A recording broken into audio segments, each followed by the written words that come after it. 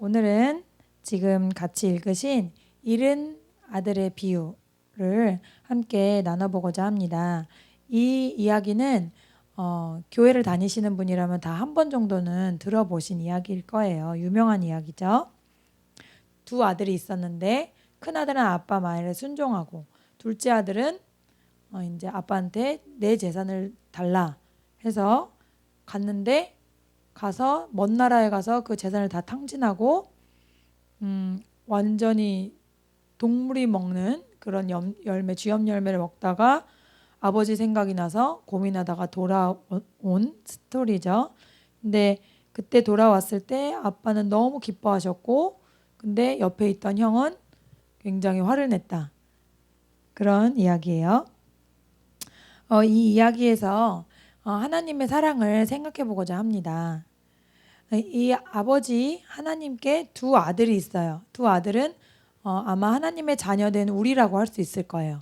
큰 아들 같은 성도도 있고 작은 아들 같은 성도도 있는 거예요. 그래서 두 아들이 있는데 잘 보면은 둘 다 아빠의 마음을 진정으로 이해하는 아들은 없는 것 같아요. 그렇죠? 먼저 둘째 아들을 한번 살펴볼게요. 둘째 아들은 아버지한테 돈을 달라고 하는데 자기의 분깃을 달라고 합니다. 그 분깃이라는 게 뭐냐 하면 원래는 아버지가 돌아가셨을 때 받는 거죠. 그러니까 아버지가 돌아가시지도 않았는데 그 돈을 달라 그러는 게 기본적으로 부모에 대한 예의가 없죠. 그것처럼 우리 성도들의 비유한다면 어떤 모습일까요? 하나님께 너무 큰 은혜를 받았는데 하나님께 달라고 하는 건 오직 눈에 보이는 물질적인 복인 거예요. 그래서 달라고. 그렇게 하나님께서 너무 큰 은혜를 주셨는데 그것에 순수하게 반응하지 못하고 하나님께 자기의 필요만 계속해서 얘기하는 그런 성도라고 할 수 있을 것 같아요. 대부분의 사람들이 처음에는 이렇게 보여지는 복 때문에 하나님께 옵니다. 또 자기의 문제 때문에 하나님께 나오고요. 우리가 다 죄인이라서 순수하게 하나님의 사랑에 반응해서 하나님께 나오기보다는 내 문제를 하나님 만나면 해결할 수 있다는데 그런 소식을 듣고 나오기가 쉽죠. 대부분이 그렇죠. 또 저도 그랬었고요. 사람들이 문제가 있기 전에는 겸손하지 못해요. 그래서 하나님 같은 거 의지하지 않아도 내 힘으로 잘 살 수 있어. 내 주먹을 믿지. 여태까지 내가 잘해왔는데 그런 어떤 사람의 힘이 아닌 다른 거 필요 없다. 이렇게 하다가도 어떻게 해도 안 되는 문제에 봉착하면 하나님을 찾게 됩니다. 그리고 작정 기도도 하고 간절하게 그 문제 해결을 위해서 매달리죠. 근데 하나님은 언제나 거의 대부분 그런 작정 기도까지 하면서 간구하는 그런 육신의 문제에 대해서 거의 다 응답을 해주시는 거를 우리가 경험을 해요. 근데 안타까운 건 응답을 해주셨으면 감사한 마음으로 더 하나님을 잘 섬겨야 되는데 그게 아니라 오히려 그 복을 가지고 세상과 더 가까워진다는 거죠. 하나님과 멀어진다는 거죠. 전에도 제가 한번 말씀드린 적이 있는데 제가 캐나다에서 그 야채 가게에서 아르바이트를 할 때 그 한국인 사장님이 굉장히 존경스러웠었어요. 처음에는 자기가 예수전도단 무슨 훈련을 받았는데 근데 거기서 자기가 너무 은혜를 받았고 방언도 체험했노라고 막 그러던 때인데 그때는 제가 이제 예수님 믿은 지 한 2, 3년밖에 안 돼서 방언과 신령한 세계를 엄청 사모하던 때였어요. 와, 이 사장님 진짜 멋있다. 그렇게 생각을 하고 나도 방언 좀 받아봤으면 그랬는데 어느 날부터 월요일 날 제가 출근을 하면 주일날 자기가 일을 해서 너무 피곤하다는 거예요. 그래서 아니 왜 피곤하세요? 교회 안 가셨어요? 그랬더니 손님이 물밀듯이 와서 일요일에 물건을 팔 수가 밖에 없다. 자기가 그러는 거예요. 주일도 아니고 일요일. 그래서 그러면 좀 되게 실망이 되더라고요, 제가. 근데 나중에 이제 이게 어떤 은사를 체험한 게 그 사람의 신앙이 성숙해서가 아니고 하나님의 나라를 확장하려고 도구로 주신 거구나. 그거를 알았을 때는 괜찮았는데 그 전까지는 굉장히 실망스러웠어요. 저렇게 성령 체험을 했다는 사람이 저것밖에 안 되는 건가. 근데 이제 그런 성령 체험이라는 게 신앙의 성숙도랑 연결이 되지 않는다는 것을 나중에 알았다는 거죠. 근데 어쨌든 이분처럼 자신의 어떤 비즈니스에 대해서 간절히 구해서 응답이 왔는데, 그럼 응답이 왔을 때는 그 다음에 그 돈과 고객들로 인해서 하나님과 멀어지게 된다는 거죠. 이 성경에서 지금 둘째 아들이 그렇게 아버지를 떠나버리잖아요. 그 돈을 가지고 먼 곳으로 가버립니다. 거기서 그것을 다 써버리고 환경이 아주 악해졌을 때에야 간신히 깨닫는 거죠. 그래서 3D 업종, 이른바 3D 업종, 돼지를 치는 3D 업종, 거기에까지 떨어지고 돼지가 먹는 열매를 먹었을 때, 그때서 깨달은 거예요. 우리도 마찬가지로 하나님께 주신 복을 가지고 하나님께 멀어집니다. 그것이 좋은 대학을 가는 것이었든, 아니면 회사가 잘 되는 것이었든, 건강이 좋아지는 것이었든, 어떤 문제든지 하나님 앞에 간절히 구해서 그것을 받으면 그것을 가지고 먼 곳으로 가버려요. 하나님께 가까이 있질 않고 오히려 먼 곳으로 가버립니다. 그런 것들을 하나님이 알고 계시기 때문에 신명기 8장 11절에서 17절 몇 달 전에 우리 담임 목사님께서 설교해 주셨죠. 내가 먹어서 배부르고 아름다운 집을 짓고 거주하게 되며 또 내 소와 양이 번성하며 내 은금이 증식되며 내 소유가 다 풍부하게 될 때 내 마음이 교만하여 내 하나님 여호와를 잊어버릴까 염려하노라. 주님께서 이렇게 염려하노라라고 써놓으셨어요. 모든 것의 주인이고 왕 중의 왕인 하나님께서 뭐가 부족할 게 있으셔서 염려하시겠어요. 주님이 염려하시는 건 오직 한 가지, 우리가 보여지는 복 때문에 하나님이 주신 그 말할 수 없는 큰 복을 버릴까 봐, 이 하나님께서 주신 우리가 누릴 수 있는 영생의 복에서 떨어질까 봐 하나님은 우리를 사랑하시기 때문에 걱정하시는 거죠.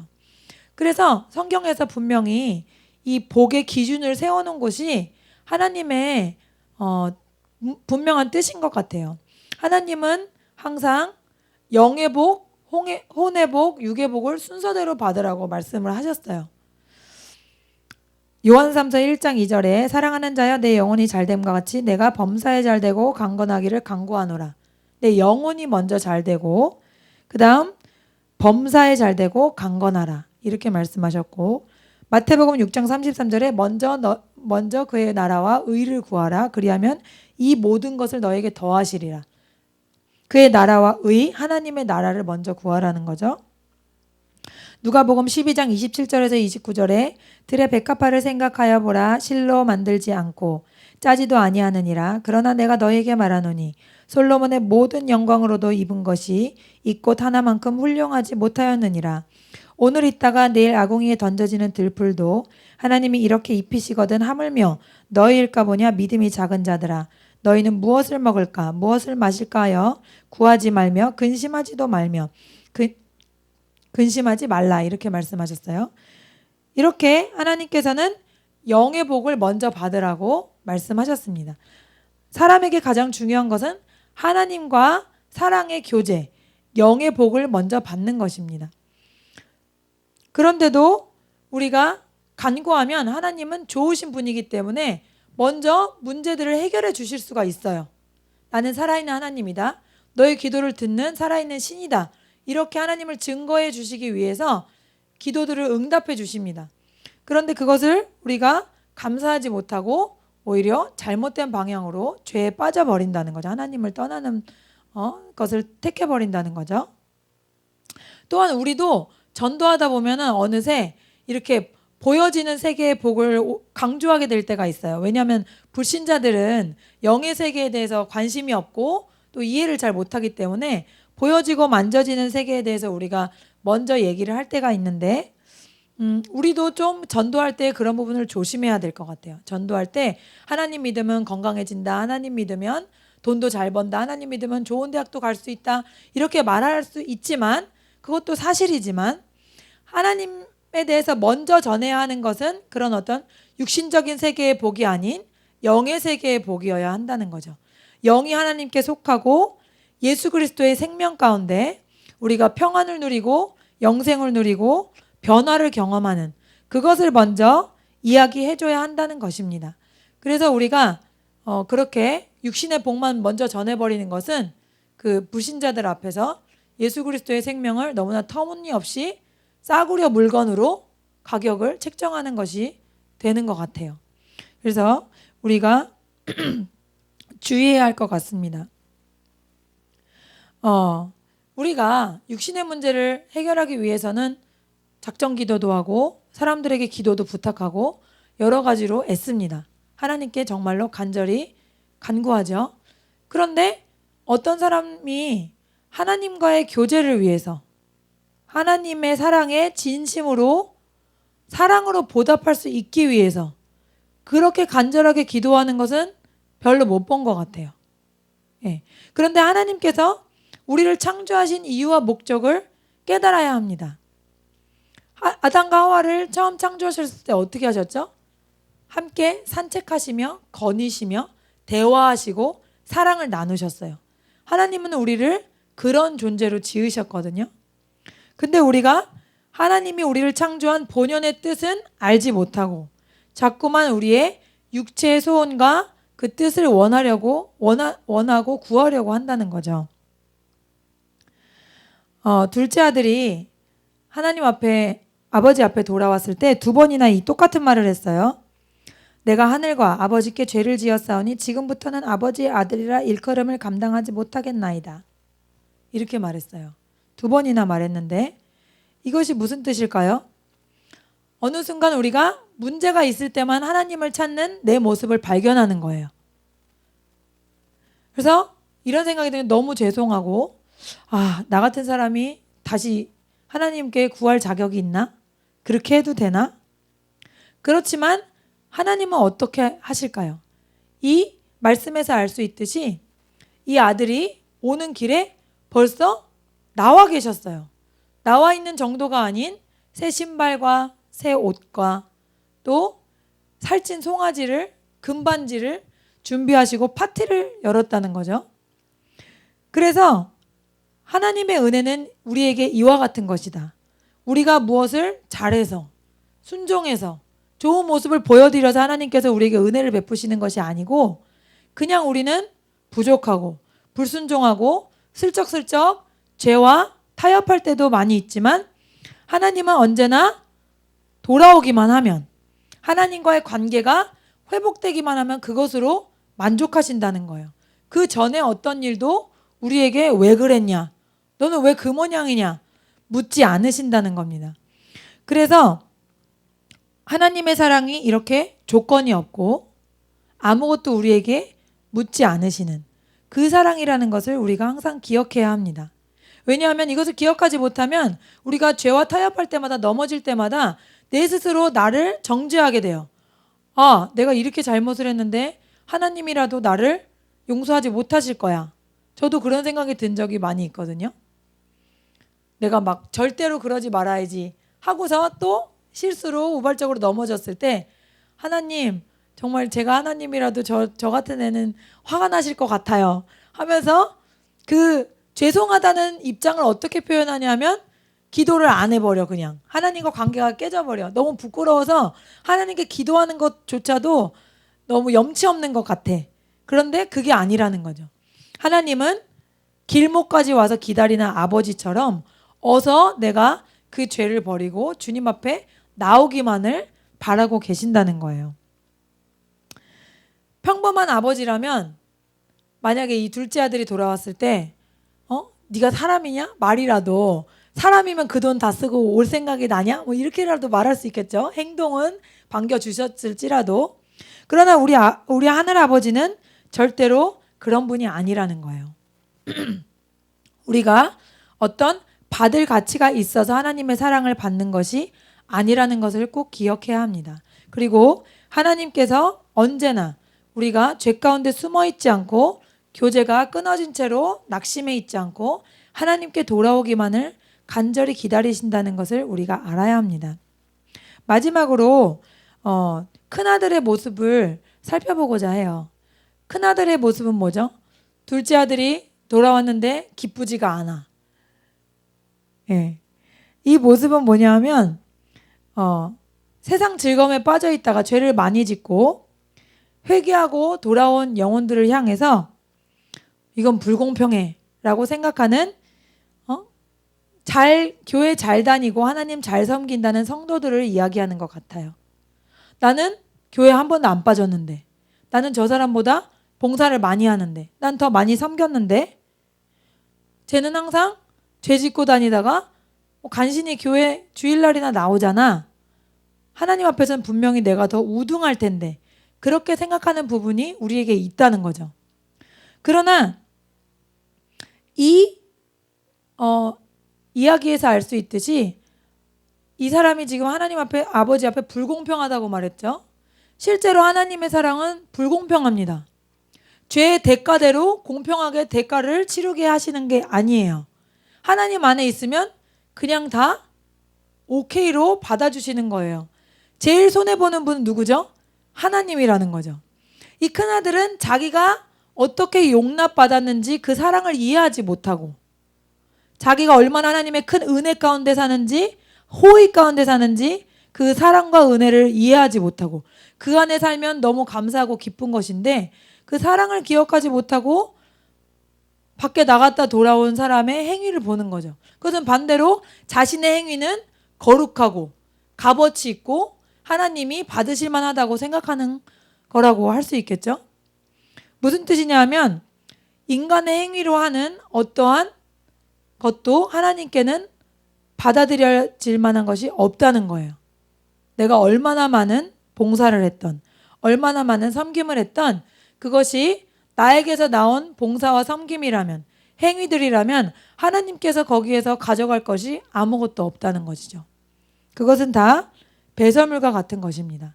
그래서 우리가 하나님 앞에 나는 저 사람보다 이렇게 했는데, 나는 저 사람보다 이렇게 더 열심인데 왜 저 사람이 똑같이 나랑 복을 받지? 그렇게 불공평한 것이 하나님의 사랑이라는 거예요. 그 불공평함으로 우리에게도 다가오신다는 것을 알아야 합니다. 우리도 하나님이 그렇게 정확하게 우리의 죄에 대해서 물으시고 하나님의 예비하신 복을 누리지 못하게 하셨다면 우리도 지금쯤 벌써 죽었을지도 몰라요. 우리도 다 죄인이잖아요, 하나님 앞에. 그렇기 때문에 이 큰아들과 같은 태도도 하나님의 사랑을 의지하지 못하고, 감사하지 못하고, 이해하지 못하고 자신의 행위를 드러내는 악한 태도임을 알아야 합니다. 이 누가복음 15장 전체는 하나님께서 잃어버린 양을 얼마나 간절히 찾으시는지 그것을 이야기해 주고 계세요. 세 가지 이야기가 나오는데, 첫 번째가 100마리 양 중에 한 양을 잃어버려서 찾아다니는 그 주인. 두 번째가 10드라크마 중에 한 드라크마를 책상 밑에 떨어뜨려서 불을 켜고 친구와 동네 사람들을 데려다가 찾는 주인. 그리고 세 번째가 바로 이 이야기입니다. 이것은 크게 보면 잃어버린 영혼, 하나님을 떠나버린 영혼에 대한 하나님의 사랑, 끝없는 사랑과 용서에 대해서 말씀하고 계시는 것으로 우리가 기억하면 되겠고요. 또 다른 것은 우리가 예수님 안에 있다고 하면서도, 하나님의 자녀라고 하면서도 완전하지 않기 때문에 때로는 죄짓고 또 타락할 수 있잖아요. 그때마다 내 마음에 들려오는 나의 음성, 너는 이렇게 넘어지기 때문에 아무래도 자격이 없어, 하나님도 너는 용납하지 못하실 거야 하는 그런 거짓된 음성에 우리가 우리 자신을 놓아주면 안 된다는 것이죠. 그런 거짓된 음성에 내 자신을 가둬두고 있으면 언제까지라도 기다리고 계시는 하나님의 그 사랑은 경험할 수 없다는 것입니다. 그래서 하나님께서는 가장 기뻐하시는 것이 무엇이냐? 성도들에게는 항상 하나님과 사랑의 관계를 유지하는 것. 또 잃어버린 영혼이 회복되길 원하시는 것은 왜예요? 그가 멸망당하지 않고 지옥의 저주를 받지 않고 하나님의 창조하신 목적 그대로 하나님과의 사랑을 나누고 그 관계 속에서 하나님 안에 기쁨을 누리게 하는 그것입니다. 성경에 나오는 어떠한 명령도 하나님을 위한 것이 아니에요. 우리 자신을 위한 것입니다. 하나님이 그토록 우리와의 관계를 회복시켜 주시길 원하시는 이유는 우리를 위한 겁니다. 제가 딸에게 무엇을 하지 마, 너 이거 하면 안 돼 라고 말할 때 그것이 저를 위한 게 아니죠. 너 뜨거운 냄비 만지면 안 돼. 만지면 그 아이가 해를 당하고 그것이 내 마음을 아프게 합니다. 그러나 정말로 고통스러운 것은 그 아이죠. 성경에서 하나님이 우리에게 하라고 말씀하신 모든 것은 사랑 안에서 우리에게 유익하기 때문이에요. 그래서 하나님과 나 사이의 사랑의 교제, 그것이 얼마나 중요한가. 한 마리가 없어져도 찾아다니시는 아버지의 마음, 그 마음을 기억하는 우리가 되기를 바랍니다. 예, 다 같이 기도하겠습니다. 살아계신 하나님 감사합니다. 오늘 누가복음의 말씀을 통해서 주님, 잃어버린 영혼들을 향한 하나님 아버지의 조건 없는 사랑에 대해서 배웠습니다. 하나님, 우리가 얼마나 부족하고 연약하고 또 죄가 많지만 언제나 하나님은 우리가 돌아오기를 바라신다는 것을 우리가 기억하게 해주세요.